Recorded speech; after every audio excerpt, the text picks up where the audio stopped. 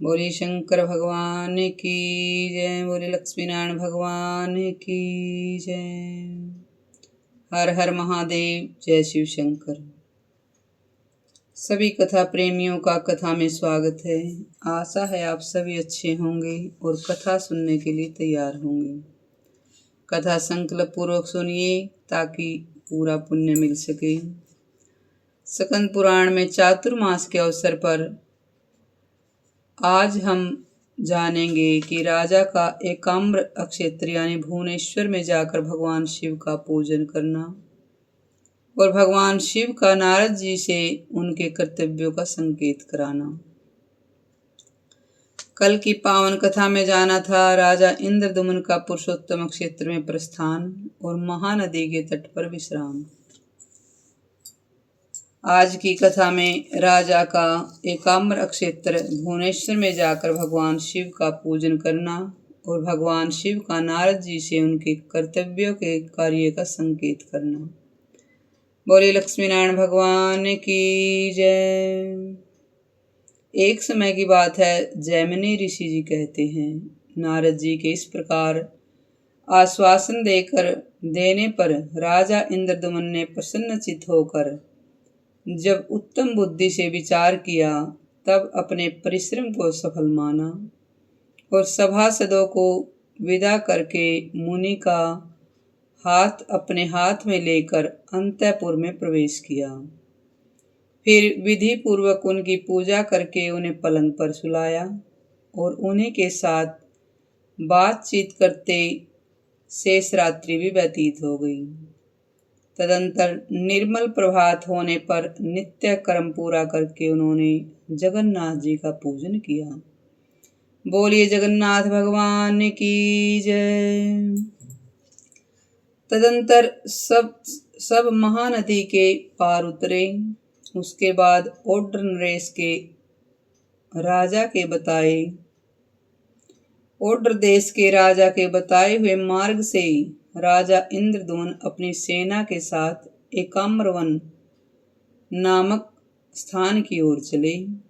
वहां कुछ दूर आगे जाने पर मार्ग में गंधवहा नाम वाली नदी मिली जो बड़े वेग से बह रही थी। उसको पार करके आगे बढ़ने पर शंख आदि वाद्यों की ध्वनि सुनाई पड़ी। तब राजा ने नारद जी से पूछा, महामुने, यह शब्द कहाँ से हो रहा है? नारद जी ने कहा, राजन, यह अत्यंत दुर्लभ अक्षेत्र है जिसे भगवान विष्णु ने गुप्त रखा है। तुम भाग्यवानों में श्रेष्ठ हो, इसीलिए तुम्हारे सौभाग्य से जितेंद्रिय पुरोहितों ने किसी प्रकार जाकर भगवान का दर्शन किया है। यहाँ से 3 योजन पर नीलगिरी विद्यमान है और यह भगवान गौरीपति का एकाम्रवन नामक स्थान है जो अब अधिक दूर नहीं है। एक समय भगवान शिव ने लोकों के आदि कारण अनादि पुरुषोत्तम का इस प्रकार सत्वन स्तुति की, हे नारायण, हे परम धाम, हे परमात्मन, हे परात्पर, हे सच्चिदानंदमय वैभव से युक्त निरंजन परमेश्वर, आपको मेरा नमस्कार है। आप संसार सागर के कारण हैं। गुणों के भेद से सृष्टि, पालन और संहार रूप कर्म किया करते हैं।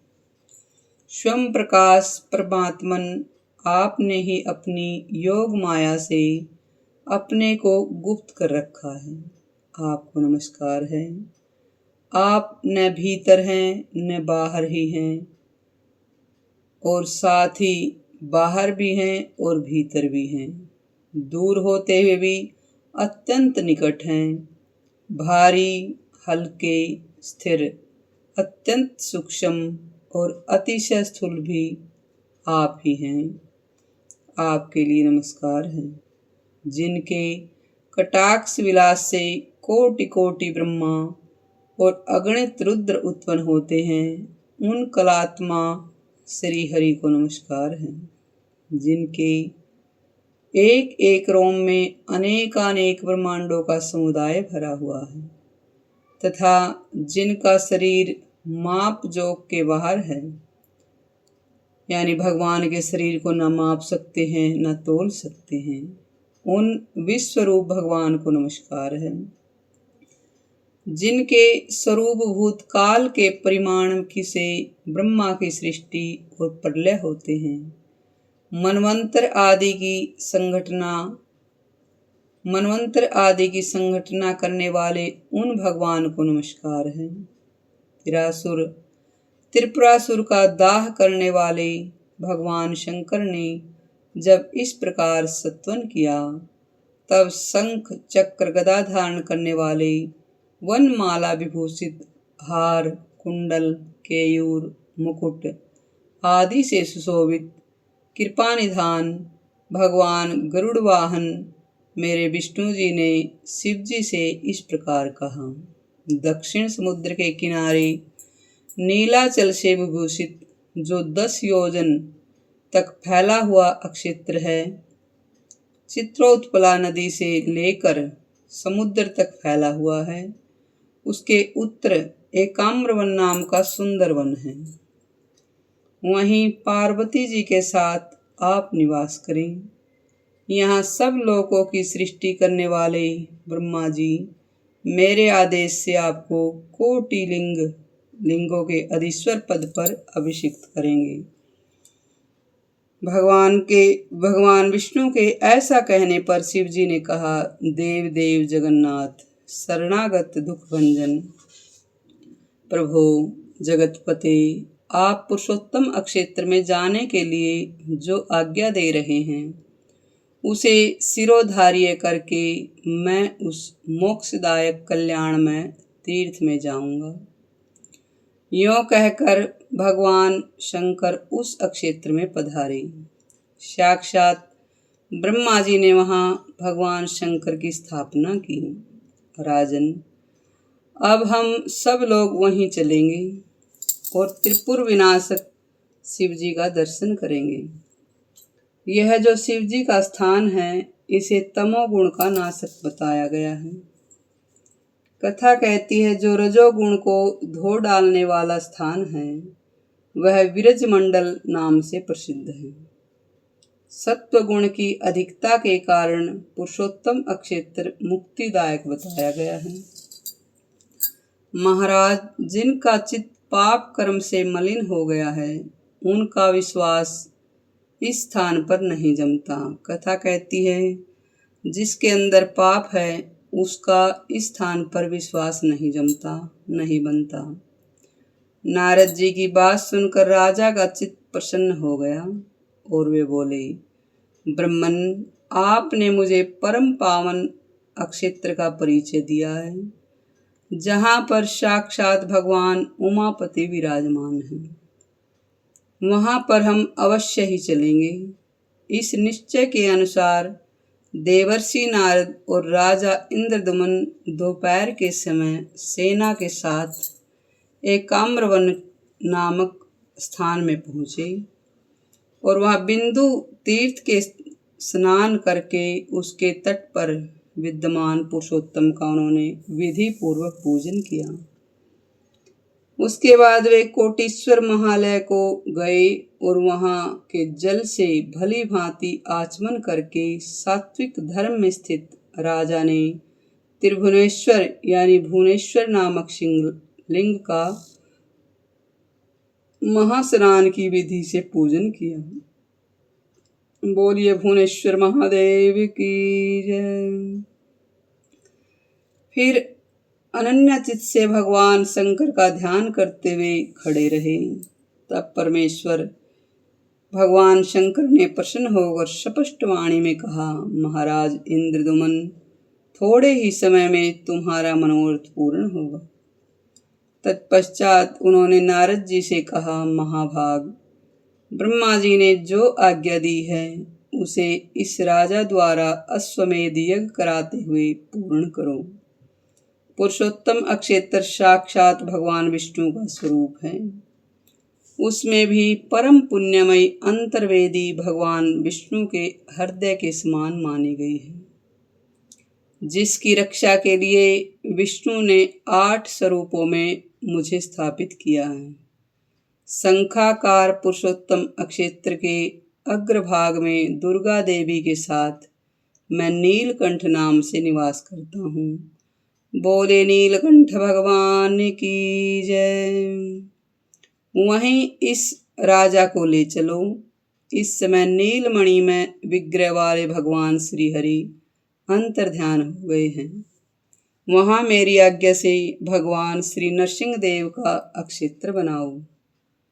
उस स्थान में हमारे समीप श्रेष्ठ इंद्रदुमन 1 सहस्त्र यानी 1000 अश्वमेध यज्ञ करेंगे। यज्ञ समाप्त होने पर इन्हें वह अद्भुत ब्रह्म स्वरूप वृक्ष दिखलाओ। उसके द्वारा विश्वकर्मा 4 प्रतिमाओं का निर्माण करेंगे। कथा कहती है कि जिस वृक्ष से भगवान जगन्नाथ के 4 रूपों का बनाना है, वह वृक्ष उसको दिखाओ, जिससे कि विश्वकर्मा उन 4 मूर्तियों का निर्माण करेंगे। और उन प्रतिमाओं की स्थापना के समय ब्रह्मा जी स्वयं पधारेंगे। तदंतर ये राजा समस्त पापों का नाश करने वाले और संपूर्ण जगत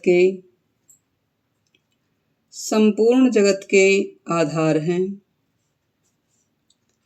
संपूर्ण जगत के आधारभूत भगवान विष्णु का दर्शन करेंगे। काष्ठ में शरीर धारण करके प्रकट हुए दर्शन मात्र से मोक्ष प्रदान करने वाले होंगे। नारद भगवान विष्णु अपने आज्ञा के पालन एवं भक्ति से प्रसन्न होते हैं। नारद जी भी जगत गुरु महादेव जी को प्रणाम करके हाथ जोड़कर बोले, प्रभु आपने जो आदेश दिया है वैसा ही करने के लिए ब्रह्मा जी ने भी मुझे आज्ञा दी। नाथ, आप और ब्रह्मा जी परमात्मा श्री हरि से भिन्न हैं, नहीं हैं, अलग नहीं हैं। इन राजा इंद्रदुमन की भाग्य की समृद्धि बड़ी महान है। इसी से इन्हें आप तीनों देवताओं का वह विशाल अनुग्रह प्राप्त हुआ है, जिसको मन के द्वारा भी सोचा नहीं जा सकता था। कथा कहती है कि जिसके प्रसंग से पापी मनुष्य भी भव सागर से तर जाते हैं, वे भूत भावन भगवान विष्णु अचिंत्य महिमा वाले हैं। वे भगवान कितनी भक्ति से प्रसन्न होते हैं, यह बात बुद्धि में नहीं आ सकती। वेदों के स्वाध्याय और साधनों के द्वारा चिरकाल तक यानी लंबे समय तक विद्वान पुरुष प्रयत्न करते हैं, किंतु सफलता नहीं पाते। और एक नीच मनुष्य अनायास ही होने वाले कर्म से मोक्ष पा जाता है। वनचर ग्वालों के घर में रहकर दही दूध और जंगली फल फूलों से जीविका चलाने वाली गोपियां भगवान के स्नेह सुख का उपभोग करके ही मुक्ति पा गई। निरंतर भगवान से द्रोह रखने वाला शिशुपाल भी राजस्व यज्ञ की सभा में भगवान को कटु वचन सुनाकर भी मोक्ष को प्राप्त हुआ। भगवान का चरित्र ऐसा है वैसा है, इस प्रकार के निश्चय का विषय नहीं है। बहुत समय तक महान प्रयत्न करते रहने पर भी भगवान विष्णु के दिव्य चरित्र के विषय में कोई निर्णय नहीं दिया जा सकता। इस संसार में पुरुषोत्तम अक्षेत्र का निवास भगवान की सायुज्य मुक्ति प्राप्त कराने वाला है। भगवान विष्णु इंद्रदुमन के प्रसंग से वहाँ सब लोगों को प्रत्यक्ष दर्शन देंगे। तदंतर महादेव जी तथास्तु कहकर उसी प्रकार उसी समय उसी क्षण अंतर्ध्यान हो गई। बोले लक्ष्मीनारायण भगवान की जय। बोले जगन्नाथ भगवान की जय। चातुर्मास के अवसर पर यह कथा आपको कैसी लगी कमेंट में अवश्य बताइए। अगर आपकी कथा में रुचि है, प्रेम है और कथा पूरी आपको सुनने को मिली तो आपको चैनल को लाइक सब्सक्राइब अवश्य कर लीजिए। कथा सुनने के लिए आप सभी का धन्यवाद। हर हर महादेव। जय शिव शंकर।